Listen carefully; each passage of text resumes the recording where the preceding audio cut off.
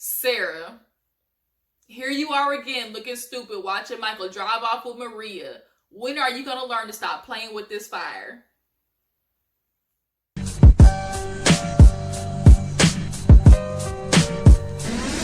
Y'all, what is up? Are you ready to get into love/life after lockup? Because this was a good ass episode, y'all. Everybody's life is imploding. Lacey, keep playing games with these niggas if you want to, bitch. You gonna end up on First 48. You might be on WeTV right now, but keep playing with these niggas. In 2 weeks from now, you gonna be on ID channel, okay?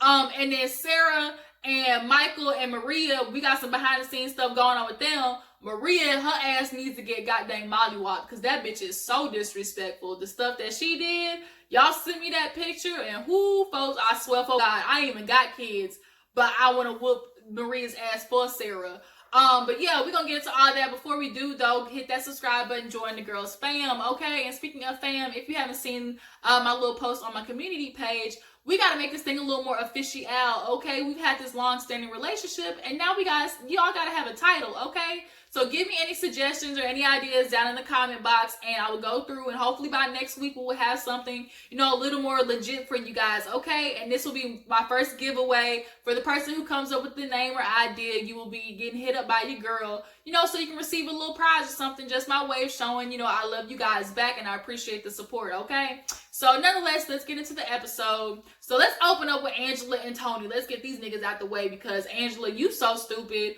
Why is Tony rushing to get married all of a sudden? He's like, let's do it. We have to do it now. I'm feeling like he trying to get that business transaction so he can get on insurance or something. He trying to scam out her life insurance policy. I don't know what it is, but I am not here for it. But Angela, you want to go down this freaking rocky marriage. The shit gonna end in 2 years. I agree with Tommy. The shit ain't gonna last that long. But nonetheless, they at the venue talking and stuff. And when the lady, the planner, was talking about, the bride side is over here and the groom side is over here, Tony talking about some nigga named Dre. So she's like, who the freak is Dre? He's like, my best man. Like, he's my friend. We met in prison. Really, Tony? You got a prison friend? What did he go to jail for? He talking about drugs. You just got off the drugs. Tony, I just caught you in a hotel with prostitutes and drugs, and that's what you want to do? I'm not doing it. Now, he convinced her because it's like, look, you got all the family and stuff. I ain't got no family. I just need one person here. Now, Angela, did you just think that he was going to have nobody come to the wedding for him? Like, you just thought this was all about you? Like, girl, you got to just you can't keep treating this nigga like a child. Like, he is a grown-ass man, and granted, he acts like a teenager, but you going to spend your whole marriage, like, constantly trying to check on him and control him. Bitch, that's going to get old fast. But she allowed him to let, Dre there. Notice I said allowed because that's basically what it was. She just be good. I swear she be treating him like, she be acting like his mama straight up. But Dre is going to throw the bachelor party for Tony because Tony didn't have one the first time when he was married, like, super young, right? So they go to the strip club. He's trying to go have his last little night of fun. But Tommy goes, right? Tommy gonna go for Angela because he love that girl to death. And he's gonna be the FBI, the eyes in the sky on Tony. So they sit down drinking and stuff, and Tommy basically looks at him like, look, Tony, you ain't gotta do this. You can end it tomorrow. I know you don't want to be with Angela like that. Come on, you know that. He's like, no, Angela's the yin to my yang. I love that girl. What, you want me to leave her for you? And Tommy trying to come up. He ditched the glasses, got contacts, then dyed his hair, I swear. Got a little tan. I feel like he trying to show Angela what she missing. Because she going to fuck around and end up with Tommy. Her old ass going to get knocked up or something weird. And she going to realize she should have been with Tommy all along. This is the classic, case of you don't know what you missing until, it's gone. And Tommy's a good friend. He really loves Angela. He's going to treat her right. We can see that. But I think she's like, he's just a nice guy. He's too sweet for me. Angela's old. She loves the adrenaline she gets with Tony. She loves the fighting, the breaking up to make up. I guess Tony's working with something down there because he was joking with the stripper talking about, she's like, your wrists are thick. He's like, yeah, I got something to match it. I said, what the fuck, nasty ass. I'm like, if he do got something to work with, that explains why damn Angela is stuck on stupid. But Tommy's like, what am I supposed to do? This is my last chance to stop it. I'm trying to stop it. Now, Dre, his friend, heard all that. He was sitting beside him like, bruh, like, you think I'm supposed to be his best man? Would you think I'm not gonna do nothing? He's like, you could try to carry it out if you want to, but you gonna get handled if you do. Now, Tony, I know you said you took some defense classes and stuff, but Andre looked like he gonna take your kneecaps off if you keep fucking with Tony. But Tony, the strippers pull him off to the side, so Tommy takes a videotape of it and sends it to Angela. Of course, Angela's gonna see that and freaking blow her lid. She pulls up at that strip club so goddamn fast. She did a Fast and Furious moment, like, skirt, rolled up to the club. Really, Tony? This is what we doing, Tony? You got these strippers after I done caught you with prostitutes and stuff already. Get your ass up, Tony. We not doing this tonight. And the friend Dre was like, look, man, you better go with her. Like, this ain't what you want. Now, Tanya sent the damn video and then disappeared out of nowhere into the mist, trying to be like, my name Bennett, I ain't in it. And you knew good goddamn well you sent that video to Angela. But he disappeared like he did nothing. But nonetheless, he gives it 2 years. I barely give it that. But then again, Angela, she's willing to put up with all this shit. And he gonna come back. He gonna bring her something. Watch. From all them damn needles and prostitutes he was fucking with at the hotel, he ain't gonna stop it. He just knows Angela. He can tell her anything. He knows he can butter her up, dick her down, break her back, in the middle of the night.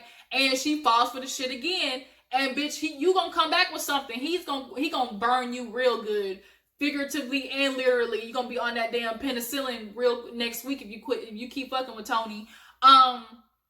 So let's move on to Marcelino and Brittany. So Marcelino, we all know he did the damn poker lessons because he lost about a couple of ducats.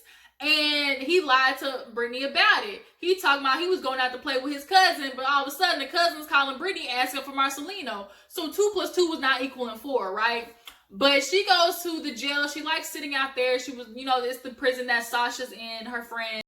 And she likes to go there just as a reminder, like, as hard as I think life is right now, like, somebody else is going through something, worse. I do that a lot, too.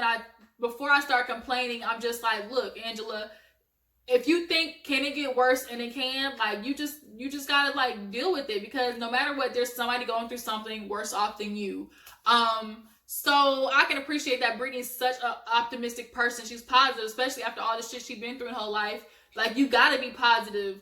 But she explains to Amber, the girl that's still in love with her little ex-girlfriend, her little prison, little bunkmate that she was bumping cooches with. She explains to him, what Marcelino did. And Amber's like, well, why did he lie about it? She's like, exactly, why did he lie? But her problem is she had a dad that had a gambling problem. He, got paid on Friday, was broke by Sunday. He would go rather gamble than pay the rent. So she's like, I just can't deal with something like that. So she goes to see Marcelino. He outside by the fire. And he tried to start the conversation with, you did too much, pouring beer on me and everything. Granted, the reaction was, on 10. But what do you expect her reaction to be when you blatantly lie to her face, tell her you're going to play with your cousin, and the cousin's looking for your ass? Of course, her mind is going to go to the worst thing imaginable. So for her, it's like, fuck the money and all that type of stuff. Like, you just lied to me straight in my face like it was no problem, like a freaking sociopath. And he kept trying to go around it, like, not, cop up to the lying part of it. He kept trying to make it about, oh, babe, you think I know what I'm doing? She's like, nigga, nobody knows what they're doing in life. He's like, look, I was once, in a studio apartment by myself. Now I'm taking care of somebody, trying to support them. I always didn't want to have kids until I knew I could support them. Nigga, you can support them. You absolutely have the option to. It's just that you won't. You are so hell-bent on making this career in poker that you refuse to go get a 9-to-5 job. You feel like your goddamn qualifications is goddamn through the roof, that the little damn social worker had to let you know, nigga, you ain't all the hot shit that you think you are. Like, you need to go find you a 9-to-5, whether it be at goddamn freaking CVS, Whataburger, hell, Taco Bell, but go and get you a job that has legitimate pay and is actually going to be consistent. You lost thousands of dollars, Marcelino. Like, it's time to hang up the poker boots, take you some classes in the free time, but while at the moment you got a newborn coming, take your ass to go get a 9-to-5. Like, you need to drop your ego and your pride to understand that this is not going to be, your income right now, okay? But Brittany let him know, we ain't gonna be no liars. Like, you're not gonna lie to my face. He's like, I don't want to fail you in the kid. She's like, but you're failing me by lying. He's like, I just didn't how we grew up with my parents. I don't want to be like them. She's like, well, the minute you start lying, you do become like our parents. We don't want that. So let's do better. And he finally realized, look, my life is better with Brittany. Like, she really helped me out of things. I really love Brittany, you guys. It's something about her story that I just really, gravitate to. You can just tell she is really working on herself and she wants the best. And it's just like, now she's pregnant, she has this life that she wants. Like, she can reach for the stars, she can go for it. And I really hope that, she told Marcelino, she think like, oh, because I'm pregnant, I got a baby, that I'll stay. But he don't understand, I'll dip real fast if this line continues. Brittany been through so much as far when it comes to men that she's not tolerating the BS no more. She went through all that shit while she was young. So she knows what she deserves and what she's not going to tolerate. And Marcelino, keep playing around with her if you want to. That bitch will hop in that van again and dip on your ass. Brittany's got her life together. She's trying to get it together. She's got off the drugs. She's doing better. And hopefully that's something, speaking of this next person, Tracy, she can do. Because y'all, Tracy, she looked like Who Shot John? She looked like, bitch, looked like Jesus help me. Like, y'all, Tracy, I feel so bad for her. So poor old Clint tried to go get his goddess, right? So he told his mama he was going to check on the cats and dogs, but she knew he was going to check on Tracy. He gets to the house and the goddamn door's locked. He can't get in his own house. So finally, Tracy opens the door and she's going off, get out. You don't love me. You don't want to be with me. He's like, Tracy, what are you doing? Are you going to rehab or not? They sit down on the couch arguing because she's like, you just think I'm an addict. You don't really care for me. And he's like, yes, I do. But the point is, like, I have a wife who doesn't care for me back. She is not prioritizing me, and I can't put up with this no more. Fine, then, you can leave. Go get another wife. He starts punching himself in the head, almost gave himself a concussion. Y'all, he really almost knocked himself out. He had a mental break for a quick second. Now, Clint, if you sitting there punching yourself in the face over this woman, I don't think it's smart for you to be with her. Like, I don't know how you not, like, you need to leave her, but the problem is, he is in love with her. She's addicted to the drugs. He's addicted to Tracy. And that's a problem because that is only going to enable her. But the only reason I think she came back is because she couldn't score no more drugs on the street. Like, she came back with a little baggie that she left, but unbeknownst to her, he flushed down the toilet. So, I was glad, though, to see that she brought Blazer back. I'm glad she didn't go off and sell that damn dog for her next fix. I really thought that damn dog was gone. But nonetheless, he calls his mama, right? She's like, they're 40 years old. Call your mama. Call your mama. And I think Clint calls his mom when he knows he needs somebody to talk him off the cliff. When he's about to, like, buckle down and fold for Tracy. He needs his mom to talk some sense into him. She's like, look, Clint, just end it. Like, it's over. Like, she's only there for the drugs. And she hears that. She's like, yeah, the drugs. I'm just an addict. I'm selfish. I'm a selfish bitch, And she's picking up clothes and stuff. And she's like, where's the picture of the sonogram? I said, sonogram? What the fuck you mean sonogram? Y'all, this heifer was pregnant. They were getting ready to have a baby. And she got an abortion. And she's like, I can't believe you threw away the picture. He's like, I didn't throw away the picture. You quite literally threw it away. I said, ugh, damn. Clint took that knife and twisted it in her side. Like, she even stopped, was like, damn, Clint, that was rough. And, like, he kind of shook his head like, ooh, I think I went a little bit too far. But, bitch, you did what you did. I actually feel bad because I think a baby might have been the wake-up call that Tracy needed. Y'all, when she's talking to the damn camera, her face is just so damn dragged down. The eyeliner just so black. She looked like she been through some shit in her life. Probably around the same thing that, Brittany went through. The fortunate thing about Brittany, though, is she came on the other side. I think Brittany and Tracy need to get together. And Brittany could be the inspiration for Tracy. Because I think they can relate on a lot of stuff. But after he said that shit, she admitted to the producers, like, I was pregnant, but we didn't think we could make it, couldn't afford it. And she's like, that's the worst decision I ever made. She's like, I really regret doing that. And she's like, after that, I just really got heavy into the meth. Now, she's stuck heating up spoons and stuff and shooting shit in her arm. I guess that's how you do the meth. Hell, I don't know. I don't be doing that shit. I only do spark my little blunt during the day. That's it. That's all I be doing. But, she's on that meth, y'all. She went heavy on it, went in the damn streets, stole Clint's car for the third time. And I really want her to go to rehab. So does Clint. That's the problem. But she don't want to go, Clint. She does not want to get better. She is stuck in this place in her life where it's like every time she slowly starts getting better, it scares her. She relapses, and that's just what she knows. But Clint is like, I can't do this no more. Like, I'm not going to do this for you. Like, I want you to get better. I can't do this to myself. And when he said, I'm done, she stepped in front of the door and was like, no. I think when he said that too, if you rewind to see her face, you can kind of see where she kind of would like when he said, I'm done, like, it shocked her. I think Tracy has this habit of pushing Clint away to see if he's gonna come back. Like, her thing is, you could definitely tell she was not protected, she was not provided for when she was a kid, and she pushes people away to see if they're gonna come back and actually fight for her. And it's a good thing that Clint does, and it's also a bad thing that Clint does. Like, it's not healthy for him to constantly be fighting for Tracy when she doesn't want to fight for herself, Clint. Come on, Clint. Come on home, Clint. You gonna lose your family. Your mom and your daddy about done had enough of Tracy, okay? She costing them money, okay? You about to lose your damn $5,000 when her ass don't show up to court when her time comes. But she tells Clint, look, you're giving me this ultimatum. I need to go to rehab or we're done. I'm letting you know I make this decision for myself. So she finally admits, look, she gonna go. She gonna go to rehab. He finally calms down. They hugging Blazer. She's like, I was thinking, Blazer could come to rehab with me. Y'all, I'm so glad to see Blazer there. Y'all don't understand. Like, I would have been so damn sad if that damn dog ended up gone because Tracy done sold him for some damn drugs. Like, I would have been so hurt about that. But Tracy, I really, really hope that, like, some people, get pregnant and it's their wake-up call. A lot of people say, having a baby saved my life. And then there's other people where they can be clean for those 9 months. But then after those 9 months, the stress of the baby makes them go back to the drugs. So it would have been a slippery slope for Tracy, but I just think it might have been the fix that she needed. But, we'll never know. But hopefully, Clint, if this is her last time, if she does not go to rehab and fix it, she never will. It is not going to be no time soon that she's going to get her shit together. And you are only making it worse for yourself. First of all, nigga, you look like you don't take showers. Why every time I see your fingernails dirty and your hair look like it got lice in it? Like, Clint, I'm begging you, please go to a damn shower, a spa, or something. Get you a makeover. And, like, you need to shower, my man. And I don't think you clean yourself. I don't think you hopped up on that meth, but I think you might be taking a couple bumps in the bathroom or something. You just better at hiding it. Some people can, they're not necessarily addicts, but they are dependents upon alcohol or drugs. And I think that's kind of where, Clint falls in line. But I think because Tracy is so bad off, it makes him go the opposite way because he wants to care for her.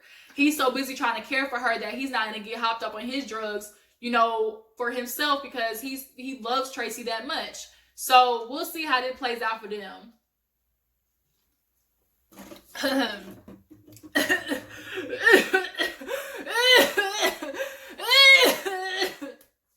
Oh shit, I almost died. Water go down the wrong tube. Oh man, Jesus. Oh Lord, I almost took myself out right there. Alright, y'all, so let's get into Lacey and Shane and John. Y'all, Lacey, y'all, pray for her because you think because you done blew your ass up and plumped your lips up that that's going to seduce these men into La La Land. John is absolutely clocking your ass. So they in the car, right, in the rain and stuff, making out, whatever. First of all, John is driving your car. He in the halfway house and then barely got a job. He's gonna be just as worse as Shane as you basically trying to put it.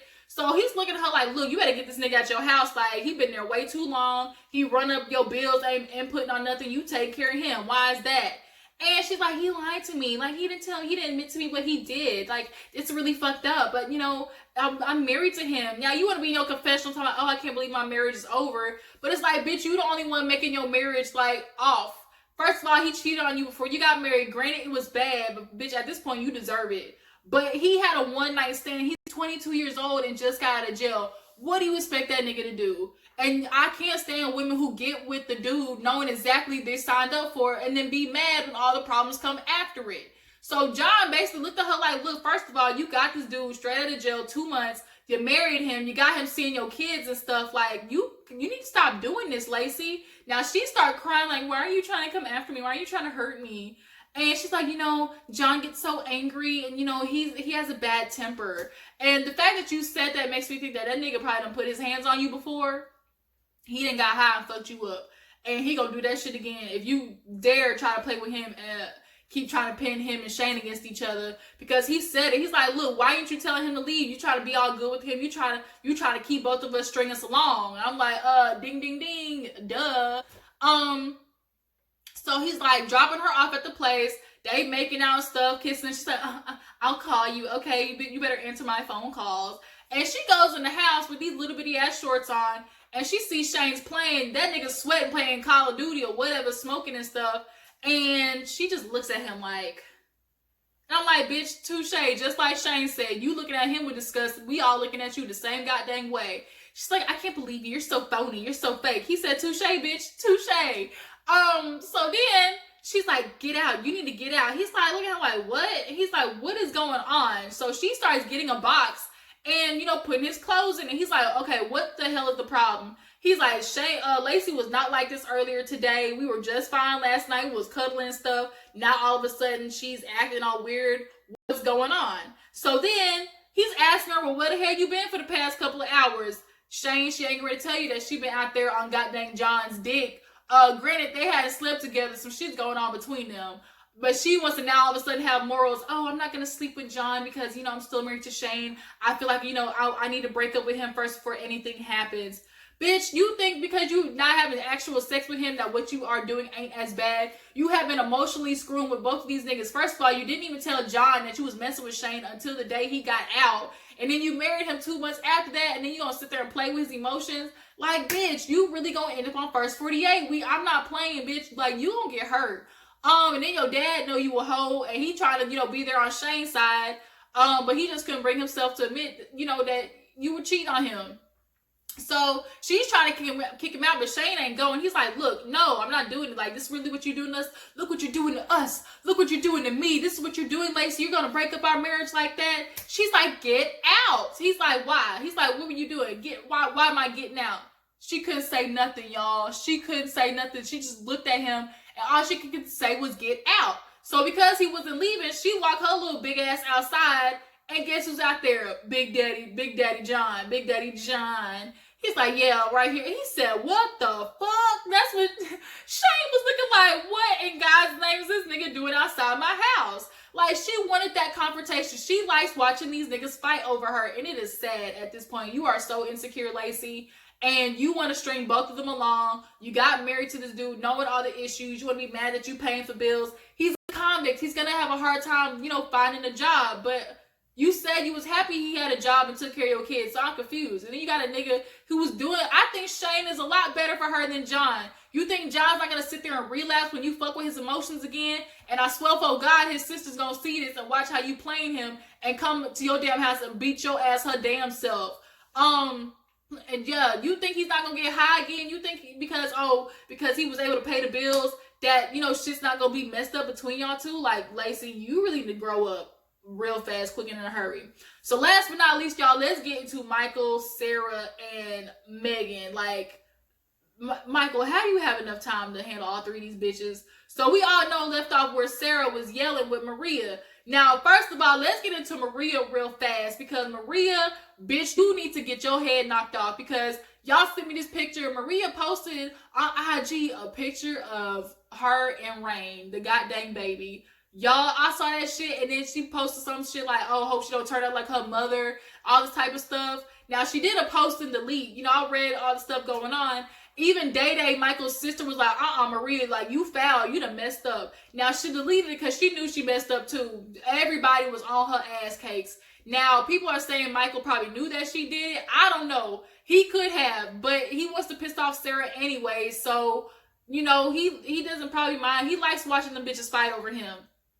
But nonetheless, Maria was absolutely right telling for the first time. Maria was saying some valid shit. Nah, bitch, you need, if it's about your daughter, text and call him like you been doing. You don't need to show up here. Michael knows that Sara came just to see who Maria is and to fly in front of her face that y'all had sex last night, that her dumbass gave up the cookies to you. He knew exactly what Sara, and then Sara, you not gonna sit there and keep using this excuse, oh, I'm coming for Aviana, when that's not what the fuck you were doing. You used her as a catalyst. She absolutely might have been, dodged by her dad. He didn't show up for her, but you turned it into making it about you. Okay? So you no longer get no sympathy for me because you understand this fire that is Michael, and you keep going to get burned by him. You want to, like, you allow yourself to look stupid. You try to go over there and embarrass Maria. Now your dumb ass is watching them drive off in the van together. And you want to cry to him, oh my God, he chose her over me. He chose her over the kids and me. After I've taken care of his kids, her and Maria, now look, Maria and Sara got in a fight, bitch. Sara, I don't think you're going to win that one, okay? You might have to pick up a bat, throw some dirt in her eyes. You're going to have to play dirty with Maria. And then Maria got mugshots, y'all. Maria, come to find out, got a rap sheet as long as Michael's. Bitch, She had this damn mugshot with these damn braids in. Well, Lord, I bet your prostitute name was probably Saucitas or Chicharrones. Like, girl, and like you look rough. You've been looking old, young for a long time, bitch. But Maria and Sara are yelling at each other. So then the hotel manager comes outside and was like, "You need to get the fuck off. Like, you're interrupting my guests." So then that pisses Michael off because he's like, "Yo, bro, who you talking to like that? You ain't gonna be talking to me like that." So they say they called the police, right? So Sara is panicking because she's like, "Oh my God, all I see is Michael getting arrested again. I can't have that happen." So she's like, she tried to be real sick. "Michael, get in the car. Get in my car. Get in my car. They're calling the cops." Maria said, "No, the fuck, he ain't getting in your car. No, we not doing that." They pull up the van. She's like, "Bye, Sara. No, we not happening like that." Sara, you keep trying to be like, "Oh, he ain't represent his family. He ain't representing. You think you want to be with a man who's going to do me like that? Who's going to, be bad to his kids and his baby moms?"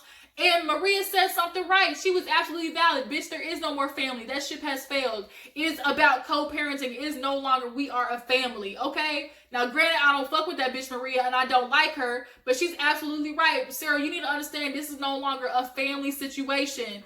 It is a co-parenting situation. Your dumbass let Michael hit. He probably whispered those sweet nothings into your ear, which made you believe that he was going to do right by you. But he's not. He never will. He's never going to do right by you and them kids, unfortunately. But Michael's getting upset. He is heated. I think he kind of blacked out when he got mad because when he got in the car, Maria had to get him to take a deep breath and calm down. Like, he looked out of it. He was super pissed. So now, Sara, you looking dumb, waiting outside, crying because Maria got him in the van. He took off with her. And she's like, "See you in court, boo-boo. I got a lawyer." And it's like, ha, Maria, you, first of all, you get with Michael. You try to call Sara stupid. You ride all along in the dumb train with her and Megan. Like, Maria, bitch, you think he gonna do... She was like, "He was with you out of convenience, bitch. He was with you for the kids." No, he wasn't, because he still ain't even taking care of his kids now, Maria. He ain't even doing that now. Like, Sara, you need to understand, I really don't want to say this, but like, this might have to be the time where Michael, you give him the choice, either be in their lives fully or disappear completely. Because it is a lot more damage to have your daughter outside waiting for him than it is to understand that, like, she's going to have to just disconnect from him at some point. And it needs to start now, because you can't keep waiting for him to be a father when he's not going to. He keeps proving that he's going to choose a woman over those kids constantly. He chose Megan. When he got out of jail, he didn't come see those kids. He went after Megan's Milky Way Cocoa Puff shaped ass. And you sitting there crying, "Oh my God, he chose her over the family. He chose her over me. He chose her over Aviana." Like, bitch, yes. Michael's always going to choose himself. He's a selfish ass nigga. Thumper. I call him Thumper because he got that damn bunny tail, ponytail that he got in his head. Thumper is stupid, okay? And he's going to be out there with Maria, and Maria is always going to make him, feel like there is something serious because that's her man. Like she said, "That's my man." She's like, "Bitch, she's like, "Why'd you go back to fucking the nigga that you was?" She's like, "I did last night." Michael said, "Oh my God." Like, Sara, you was waiting to throw that shit in her face that y'all had sex, but it makes you look stupid. You keep wanting this man to be a man that he can't be. He's not going to be there for you, Sara. And you allowed yourself to get drunk probably because you're talking about, "I'm going to make me a drink, you want one." And you allowed that nigga to hit. I'm sure he probably threw your back out. He up there throwing things from the bike, okay? He probably blew all your back out. But the problem is, you let that nigga inside of you probably end up impregnated again. And you thought that was going to make him come back to you? You thought that was going to make him want to be with you again? Like, no, he used you because you were always there, Sara. You gotta understand, you can't keep letting this nigga do this to you. Like, bitch, you looked dumb. You thought, coming to prove a point to Maria was gonna do something. All it did is prove that your dumbass is always gonna let Michael come back and treat you like shit. And now he's treating his daughters like that. Even if he did say, "Oh, I'm coming to take Aviana for ice cream," the fact that he didn't do that should have shown you that he's not serious about this. And she's like, "In hindsight, I'm glad this happened. I needed to see this. I needed to see that he was going to choose a woman over his kids." Yes, bitch, you needed to see that he does not give a fuck about you. I think he does love those kids, but he does not care about them to the extent where he's ready to be a father for them. He can't do that because even with all the money and the shit that these women are paying for, he don't even send that to you. He doesn't even send that for the kids. You're paying for his phone. First of all, cut his phone off. cut the insurance off, cut everything off with that nigga, and he'll get his shit right, hopefully. But the fact that Maria posted a picture of rain means he had to tell you something, that he was out either at his mama's house or something, and then Maria showed up. Because, bitch, her posting that picture, Maria, you need to get your block knocked the hell off. You might have said some valid shit this episode, but all that shit goes out the window when you become so disrespectful like that. And she posted and deleted it because she knew she fucked up. She knew she did. But bitch, that's why you goddamn got a prostitute rap sheet. Your ass ain't never gonna get hired. You probably a prostitute right now because you gotta keep up with Michael's needs and his wants and keep spending money on his damn dirty ass. Like, ooh, I can't stand Michael. Like, his dick gotta be on point. It's gotta be the dick game. All three of these bitches stuck on stupid looking like Boo Boo the Fool. Like, Michael has got to be doing some serious work. Like, either that, he's taking their soul when he down there, you know, when doing all the, you know, putting his mouth on some cookies when he eating that cookie jar up. Like, I swear he probably be taking their soul. That's the only thing that can make sense to why these women accept the behavior from him. And I wonder if you are going to look back on this, Michael, and understand how bad you fucked up your relationship with your daughters.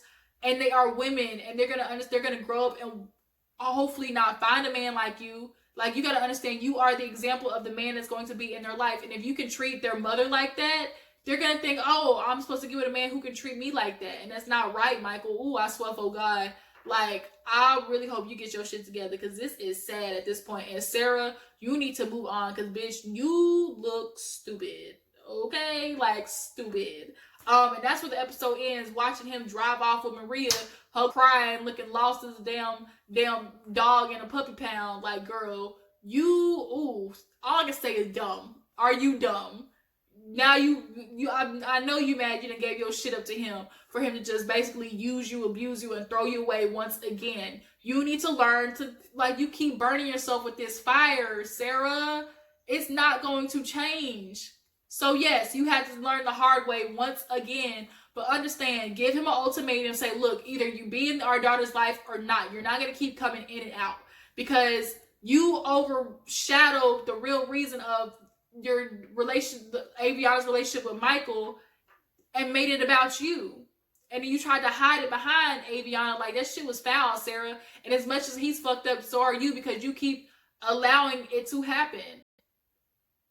Out of what? This thing of, oh, he's my husband, I fucked my husband, so who's really cheating here? Like, girl, you look stupid. How the hell you a side chick in your own marriage? Like, the fuck? Like, how the hell does that work, Sarah? Maria, bitch, you think you different and you got that nigga tatted on you already? Like, bitch, you gonna be Megan next week, okay? So that's where the episode ends, you guys. Tell me what you thought about Life After Lockup, this episode and stuff. How do you feel about Lacey, Shane, and John? Who do y'all think she should pick? Should she get back with John or should she stay with Shane? Okay. Now, as far as, did y'all hear about Maria posting the IG pic? Y'all tell me what you thought about that. Don't forget, drop in the comment any ideas for what we can give you guys as a name, as my subbies. And follow me on my social medias. Don't forget to like this video. And I will catch you guys on the flip side. Deuces.